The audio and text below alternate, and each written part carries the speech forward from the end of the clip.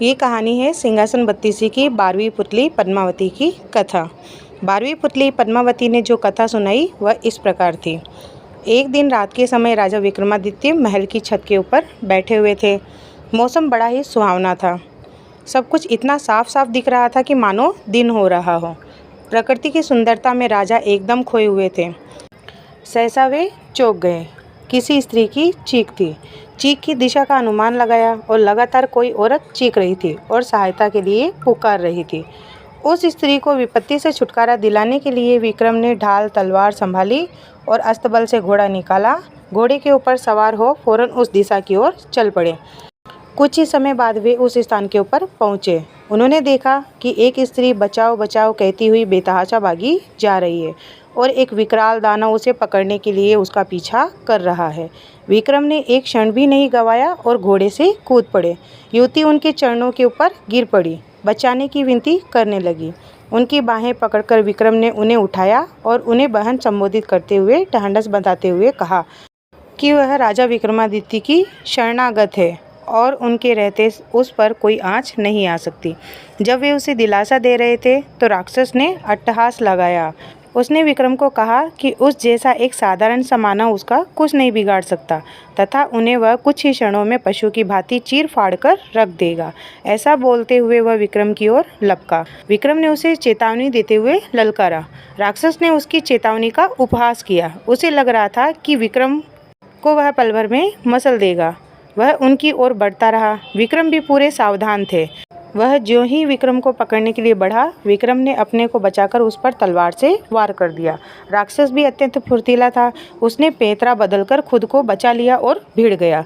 दोनों में घमासान युद्ध होने लगा। विक्रम ने इतनी फुर्ती और चतुराई से युद्ध किया कि राक्षस थकान से चूर हो गया और शिथिल पड़ गया। विक्रम ने अवसर का पूरा लाभ उठाया और अपनी तलवार से राक्षस का सिर धड़ से अलग कर दिया। विक्रम ने समझा कि राक्षस का अंत हो चुका है, मगर दूसरे ही पल उसका कटा सिर फिर अपनी जगह आ लगा और राक्षस दोगुने उत्साह से उठकर लड़ने लगा। इसके अलावा एक और समस्या हो गई। जहां उसका रक्त गिरा हुआ था वहां एक और राक्षस उत्पन्न हो गया। राजा विक्रमादित्य क्षण भर के लिए तो चकित हो गए, किंतु विचलित हुए बिना ही एक साथ दोनों राक्षसों का उन्होंने सामना किया। रक्त से जन्मे राक्षस ने मौका देखकर उन पर घूंसे से प्रहार कर दिया तो उन्होंने पैंतरा बदलकर पहले वार से उनकी भुजाएं और दूसरे वार से उनकी टांगों को काट दिया। राक्षस असहाय पीड़ा से इतना चिल्लाया कि पूरा वन गूंज उठा। उसे दर्द से तड़पता देखकर राक्षस का धैर्य जवाब दे गया और मौका पाकर वह सिर पर पैर रखकर भाग गया। चूँकि उसने पीठ दिखाई थी इसलिए विक्रम ने उसे मारना उचित नहीं समझा। उस राक्षस के भाग जाने के बाद में विक्रम उस स्त्री के पास में आए और उसे देखा कि वह भय के मारे काँप रही है। उन्होंने उससे कहा कि उसे निश्चिंत हो जाना चाहिए और भय को त्याग देना चाहिए क्योंकि दानव भाग चुका है। उन्होंने उसे अपने साथ महल चलने के लिए कहा ताकि उसे उसके माँ बाप के पास में पहुंचा सके। उस स्त्री ने जवाब दिया कि खतरा अभी टला नहीं है क्योंकि राक्षस मरा नहीं।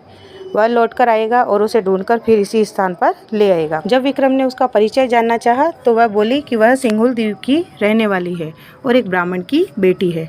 एक दिन वह तालाब में सखियों के साथ पे स्नान करने गई थी। तभी राक्षस ने उसे देख लिया और उस पर मोहित हो गया। वहीं से वह उसे उठाकर यहाँ ले आया था और अब उसे अपना पति मान लेने को कहा है। वह बोलते बोलते सिसकने लगी और उसका गला रूंध गया। विक्रम ने उसे आश्वासन दिया कि वे राक्षस का वध करके उसकी समस्या का अंत कर देंगे और उन्होंने राक्षस से फिर से जीवित होने का राज पूछा। तो उस स्त्री ने जवाब दिया कि राक्षस के पेट में मोहिनी वास करती है जो उसके मरते ही उसके मुंह में अमृत डाल देती है। उसे तो वह जीवित कर सकती है मगर उसके रक्त से उत्पन्न होने वाले दूसरे राक्षस को नहीं।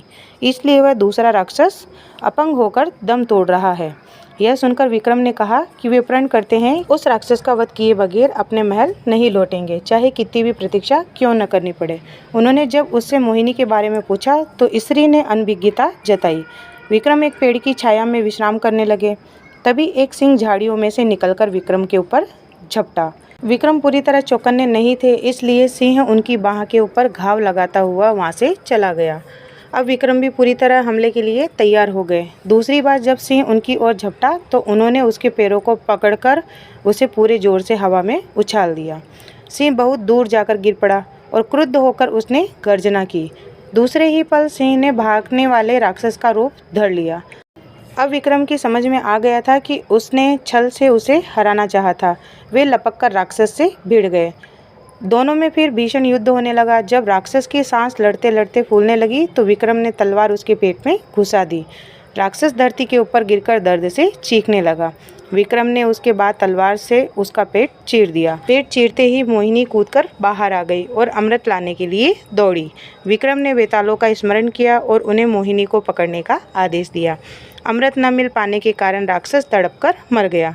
मोहिनी ने अपने बारे में बताया कि वह शिव की गणिका थी, जिसे किसी गलती की सजा के रूप में राक्षस की सेविका बनना पड़ा था। महल लौटकर विक्रम ने ब्राह्मण कन्या को उसके माता पिता को सौंप दिया और मोहिनी से खुद विधिवत विवाह कर लिया।